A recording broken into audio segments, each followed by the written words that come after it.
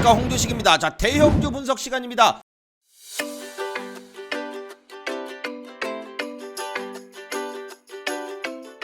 자, 먼저 지수 차트를 잠깐 봅니다. 오늘도 역시 미국장이 계속 좋았음에도 불구하고 국내 지수는 또 반등을 못하고 있다가 미국장이 조금 기침을 하니까 또 거꾸로 이제 많이 떨어지는 이러한 지금 모습이 지금 나오고 있습니다. 그런데 내일이 또 옵션 만기일이에요. 그런데 보통 만기일 날 변동성이 큽니다. 만기일 날 뭐 많이 오르던 많이 떨어지던, 근데 보통 이제 만기일 날은 떨어지는 쪽이 많죠. 그런데 만기일 날 떨어지는 것을 미리 하루 전에나 이틀 전에 변동성 있게 움직여 가지고 미리 선반영해서 움직이는 경우들이 상당히 있습니다. 자, 그래서 오늘 움직인 것은 내일 또 만기일에 대한 미리 선 조정이었다, 이렇게 지금 보여지고 있고요. 자, 그래서 만기일이 지나게 되면은 다시 또 최근에 3,000포인트 위로 올라가는 듯 했다가 또 좀 내렸어요. 자, 근데 지난번 10월 초처럼 막 무자비하게 내리거나 그러지는 않고 또 어느 정도 또 이제 꼬리를 달고 또 반등을 주면서 왔다 갔다 하고 있기 때문에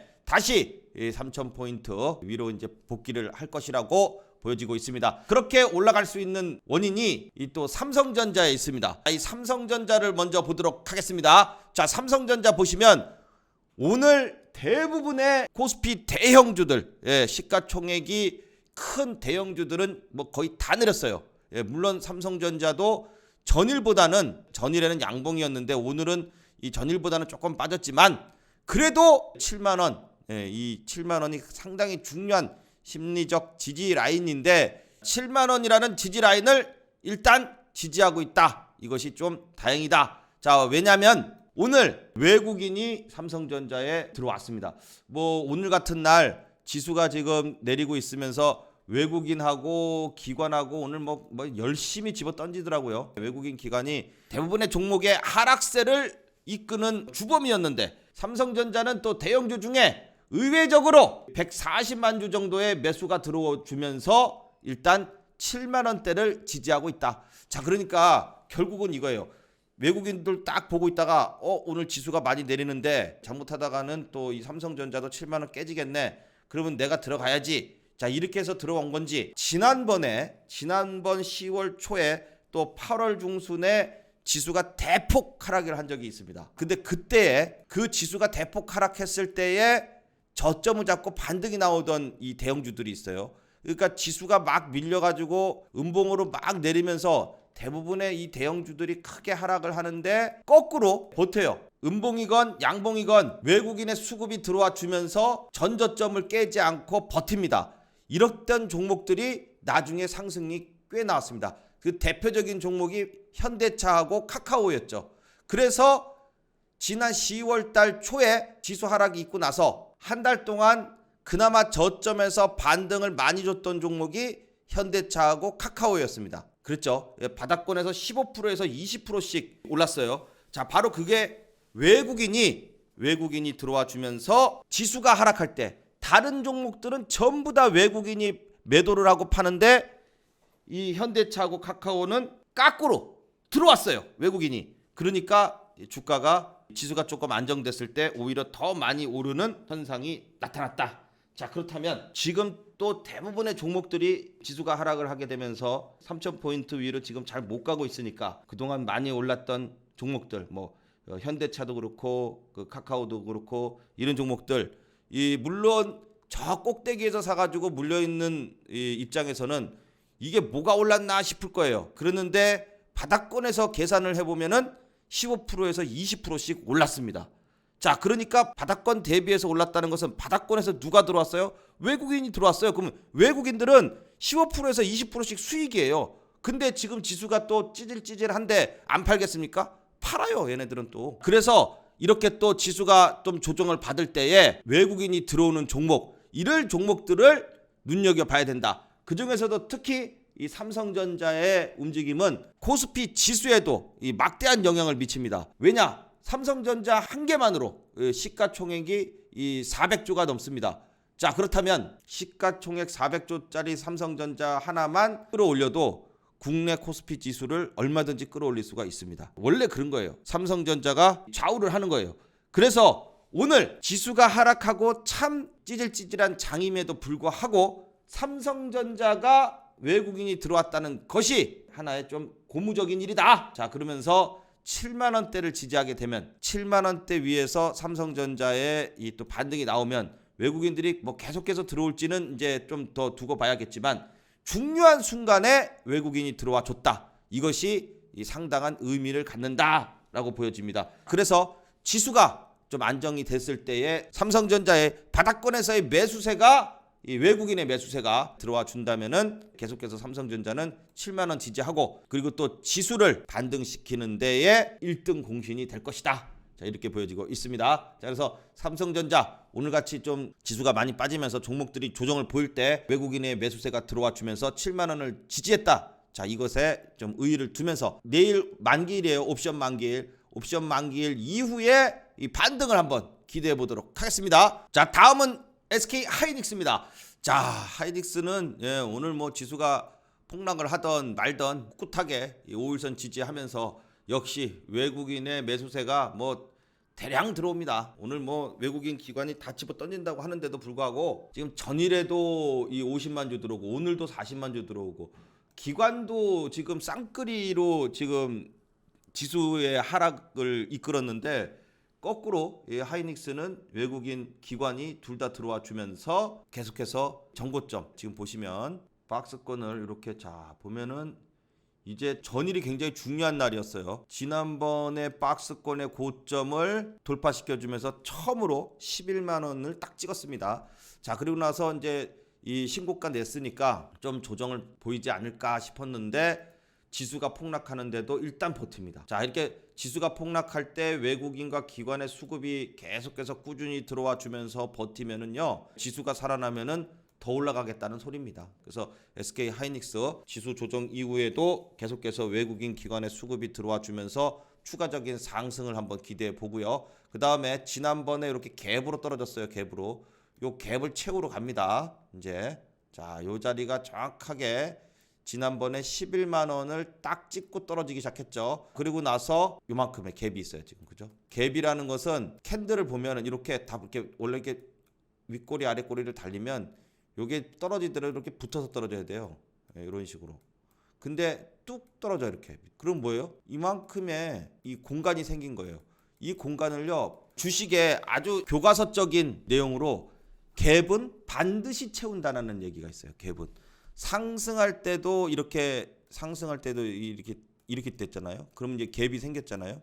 그러면 이거를요, 나중에라도 반드시 내려와서 이거를 캔들로 메꾸고 그리고 나서 또 올라가든지 떨어지든지 그렇게 합니다. 자, 떨어질 때도 마찬가지예요. 이렇게 갭으로 떨어지잖아요. 그러면 나중에 이 갭을 반드시 메꿔요. 이렇게 캔들이. 그래서 이 캔들이 메꾼 다음에 올라가든지 떨어지든지 또 이렇게 움직이는 거예요. 그렇기 때문에 이번에 보시면 자, 이렇게 지금 갭이 쫙 떠 있죠. 이 갭을 지금 딱 갭 메꾸기 직전까지 왔어요. 그럼 결국 갭 메꾸러 오겠다는 얘기입니다. 갭을 메꾼 다음에 또 이제 이 올라갈지 떨어질지를 보는데 지금의 수급 상황으로 본다 그러면은 갭을 충분히 메꿀 것으로 예상할 수 있다. 그리고 또 지수 사정이 조금 낮으면은 반등이 좀 더 나오면서 이때는 다시 한번 또 외국인의 매도 이런 부분이 또 나오지 않을까 이렇게 지금 생각이 듭니다. 자, 그래서 일단 요 121선 이 중심선 이런 부분들을 이 갭을 메꿔지게 되면은 다 돌파를 해야 돼요. 다 돌파하고 나게 되면은 역배열이었던 이평선을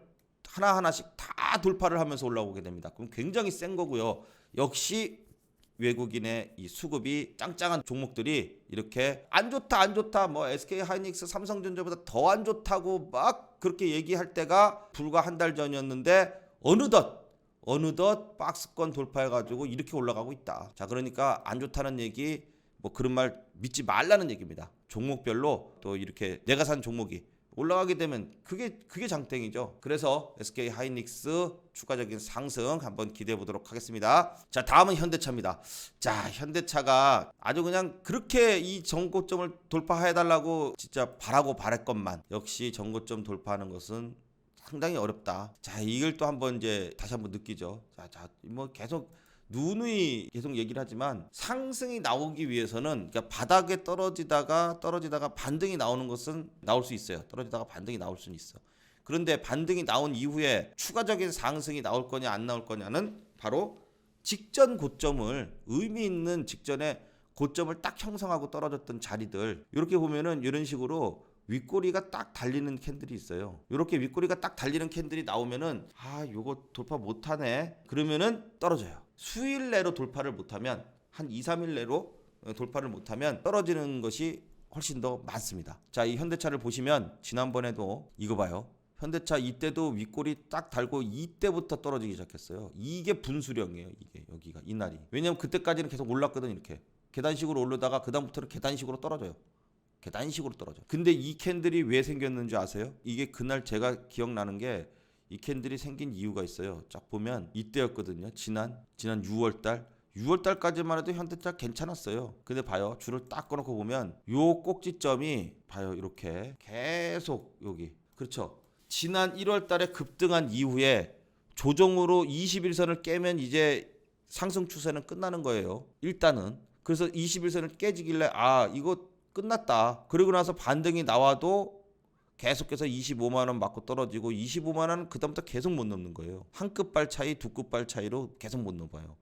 그러다가 5월 달에 저점 잡고 반등이 나와서 자, 이번에 25만 원 넘나 그랬더니 요런 캔들이 딱 생깁니다. 자, 보세요. 이렇게 딱 25만 원, 정확하게 얘기하자면 24만 9천 원이에요. 지난번에도 계속 24만 9천 원, 그러니까 25만 원을 돌파를 못하는 거예요. 그러니까 이때까지 좋다 했던 애가 그 다음부터 이날을 기점으로 해서 이날 못 가네, 이거 확인하고 나서부터는 외국인 기관이 냅다 던집니다. 그러고 나서요, 거의 하루도 안 빼놓고 팔았어요. 그러고 나가지고 하루도 안 빼놓고 이거를 집어 던지기 시작합니다. 그래서 25만 원짜리가 19만 원까지 떨어지고 엄청 많이 떨어진 거예요. 근데 19만 원까지 혹 20만 원까지 이제 저점을 봤었는데 23%나 떨어졌어요. 근데 이렇게 떨어진 이유가 뭐예요? 결국은 개미를 털기 위함이다. 왜냐? 애플과의 이슈 때문에 크게 올랐던 이 장대 양봉, 이런 거는 현대차에는 여태까지 한 번도 있은 적이 없었던 캔들이에요. 정말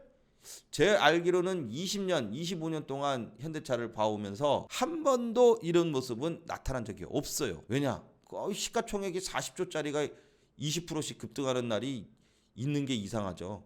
근데 이때가 있었어요. 왜? 애플과의 이슈다 그래가지고 오른 것도 물론 있지만은, 애플과의 이슈에 더 확 들어간 게 바로 이때 당시에 동학개미 운동 이런 게 나오면서 개미들의 매수세가 엄청났어요. 그래서 주가가 이상 급등 현상이 여기서 나온 거고, 전부 개미들이 개입을 여기에서는 했기 때문에 세력들이 누구예요? 외국인이 이거 끌어내려서 도로 제자리에 갖다 놔야 된다. 그래서 19만 원까지 내린 거예요. 19만 원까지 내린 게, 20만 원까지 내린 게 지난번에 20만 원 돌파하면서부터 29만 원까지 상승이 나왔잖아요. 그래서 여기까지 내렸고, 지수가 있으니까 이제 지수가 그때 또 하락을 하니까 조금 더 밀었다가 다 이제 저점이야. 그리고 이제 반등이 나오면서 최근에는 외국인의 매수세가 쭉 들어왔다. 하지만 또 중요한 요 직전 고점 요거를 넘어야지만 추세가 전환된다라고 했어요. 근데 참 보면 그거를 못 넘어요, 결국. 그래서 오늘 지수가 미니까 그래도 지수가 밀어도 SK 하이닉스는 또 지켜지잖아요. 삼성전자도 지켜지고. 근데 현대차는 못 지키고 그냥 뚝 떨어뜨렸어요. 그래서 20일선도 깨고 다 깨고 떨어뜨렸는데, 마지막 이 선이 이제 여기에요. 지난번에 지지를 받았던 라인. 그나마 다행인 거는 이렇게 보면 지난번에 떨어졌을 때 저점을 이렇게 잃었던 요 최저점 자리 있죠. 즉 20만 6천 원 정도 됐네. 20만 6천 원. 20만 6천 원에서 계속 반등을 줬단 말이에요.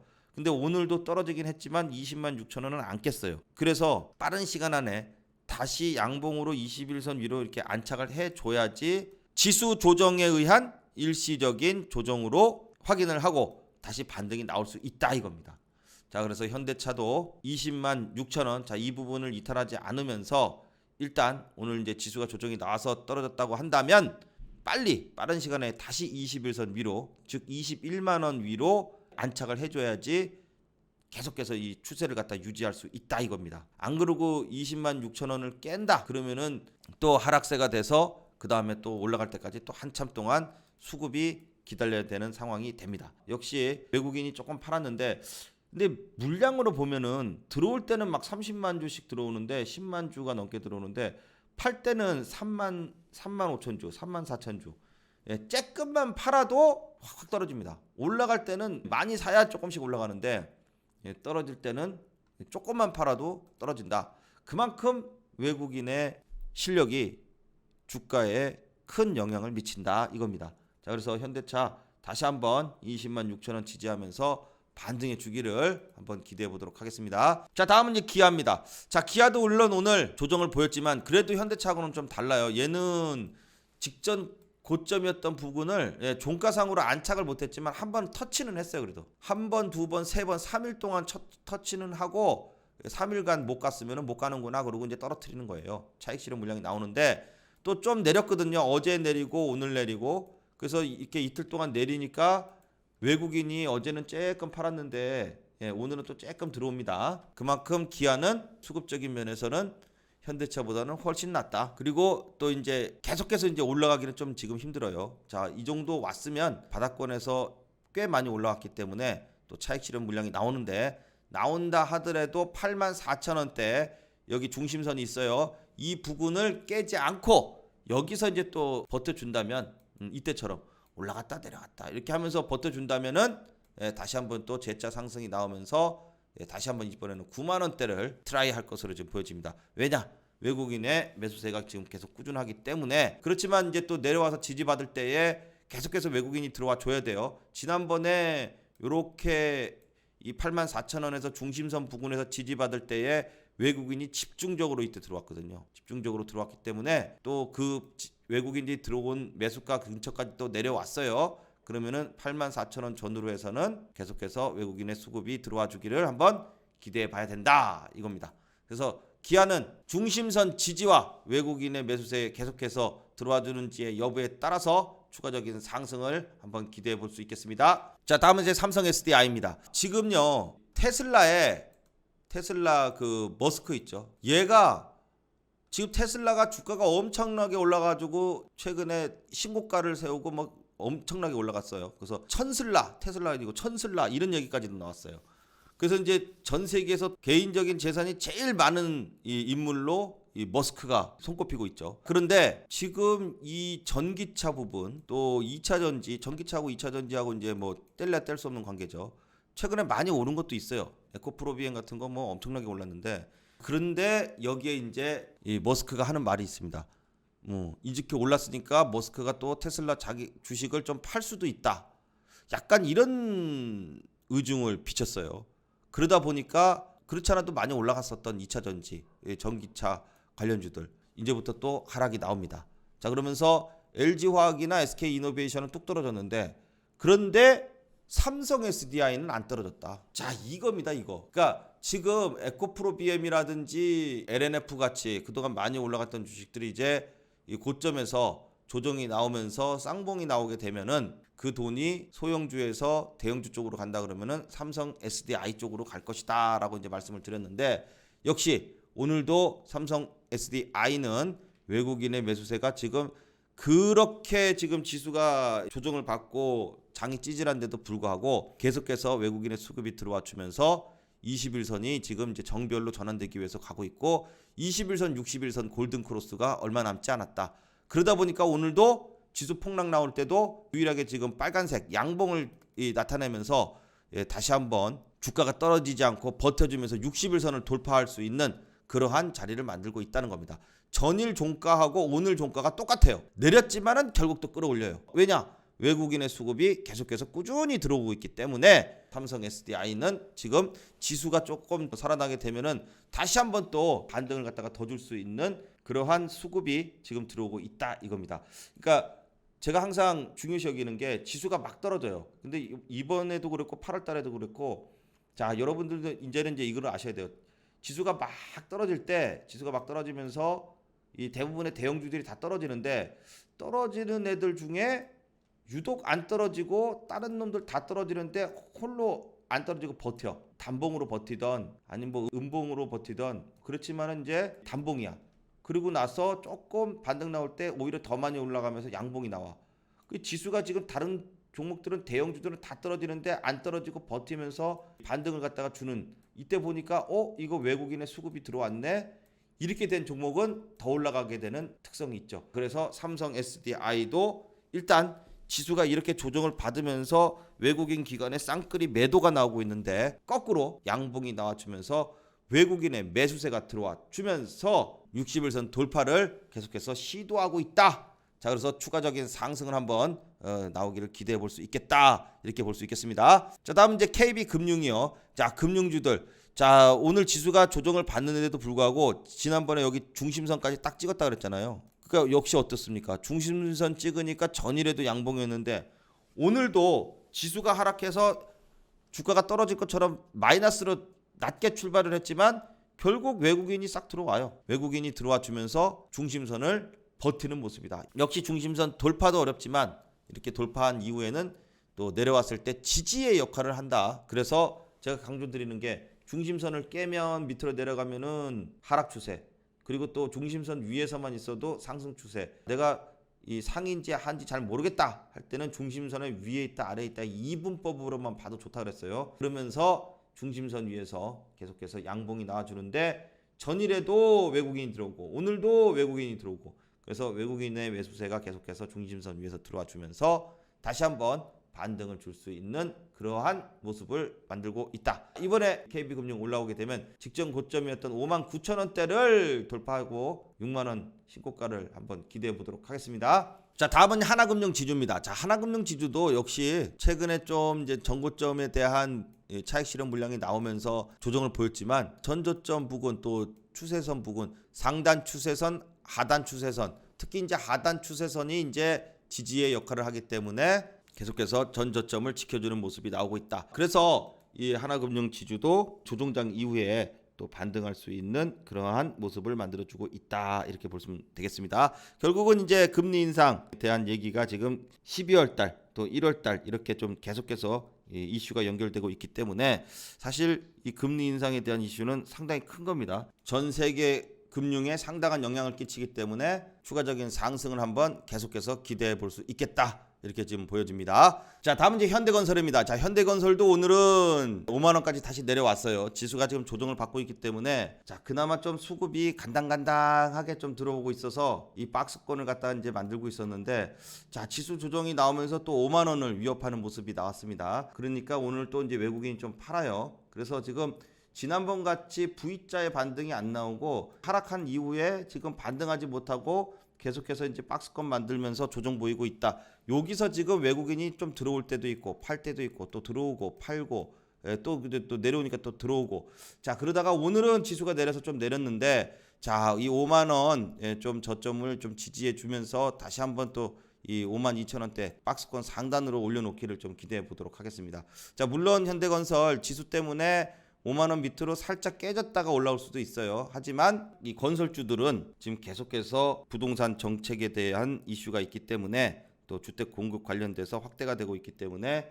건설주들은 오히려 조정이 나오면은 또 반등이 나올 수 있는 종목이다라고 보여지고 있습니다. 그래서 현대건설도 다시 한번 이번 지수 조정 이후에 다시 이제 외국인이 좀 매수세가 들어와 주기를 한번 기대해 보도록 하겠습니다. 자, 다음은 이제 LG전자입니다. 자, LG전자도 오늘 2.85%나 내렸어요. 외국인이 그나마 조금 들어와 주면서 요 12만 원대를 지지를 했었는데 오늘은 또 이제 외국인 기관이 냅다 팔아요. 쌍끌이 매도가 나오는데 많이도 팔아요.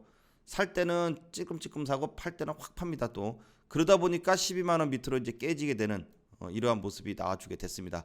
자, 그래서 좀 바닥권에서 횡보하고 있던 종목들 어떠한 기준을 만든 다음에, 그렇죠, 거래량 터진 윗꼬리를 만든 다음에 이 꼬리를 이제 돌파해 주기를 한번 계속해서 눈여겨보고 있었는데 못 돌파합니다. 자, 그리고 나서 이 12만 원대 전저점을 다시 이탈하기 위해서 내려오는 모습이 나오고 있다. 자, 하지만 LG전자는 또 내일에도 반등이 나와주면서 12만 원대를 지지를 하면은 다시 또 21선 위로 복귀를 하면서 반등이 나올 수 있는 것입니다. 만약에 12만 원대를 깬다 하더라도 깬 이후에 반등이 또 바로 나오기 때문에 그렇게 되면은 깨는 지지가 돼요. 12만 원이라는 심리적 지지 라인을 깼다가 수일안에 다시 복귀를 하면서 다시 한번 또 추가적인 상승을 한번 기대해 보도록 하겠습니다. 자, 다음은 이제 카카오입니다. 자, 카카오도 보시면은 오늘 외국인 기관에서 좀 쌍끌이 매도가 있어요. 예. 근데 참 보면 들어올 때는 막 100만 주씩 들어오고요. 조금 들어와도 뭐 10만 주고 그래도 40만 주 이렇게 들어오는데 팔 때는 5만 주 정도 팔았는데 주가 또 내려요. 많이 내려요, 그것도.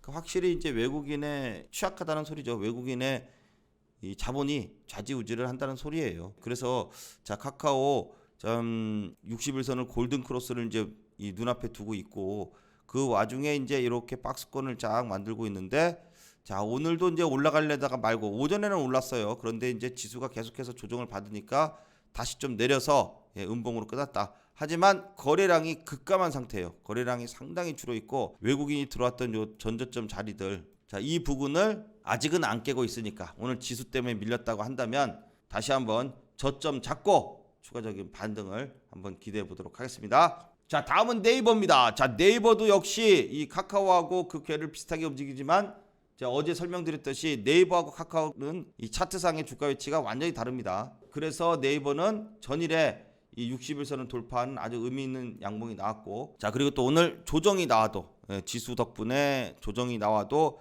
60일선, 여기 보시면 이제 60일선이 녹색선인데 이게 상당히 중요하죠. 자, 그래서 네이버는 60일선 돌파를 해준 다음에 60일선을 계속 지지하는 캔들이 나와주고 있다. 자, 이것은 상당히 좋습니다. 조정이 나와도 지킬 것은 지켜가면은 또 반등이 나올 수 있는 타이밍이 올 것이다. 자, 그렇게 되면서 카카오는 또 이제 좀 조정이 나왔지만 네이버는 계속해서 5일선 위에 지지를 하고 있고요. 그리고 40만 원이라는 라운드 피겨가 아주 밑에서 짱짱하게 버티고 있죠. 여기에 또 마침 중심선까지 있죠. 이러다 보니까 40만 원대 또 중심선 두 가지 다 아주 강력한 지지의 역할을 하고 있어서 자, 또 하루빨리 60일선 돌파해서 추가적인 상승이 나오기를 한번 기대해 보도록 하겠습니다. 자, 여러분, 장이 어렵습니다. 자, 계속해서 여러분들 갖고 계신 종목들 중에 좀 어려운 종목들 이도저도 어떻게 해야 될지 모르겠다 하시는 분들은 위에 상담 전화번호가 있습니다. 이쪽에 문자에 종목명, 매수가, 또 비중,